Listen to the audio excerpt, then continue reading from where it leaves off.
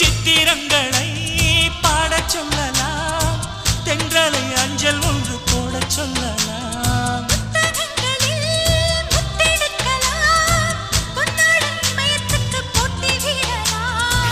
பூவுக்கு பொட்டு வைத்து பார்க்கலாம் பார்க்கலாம், பூவுக்கும் ஆடை தைத்து போடலாமா?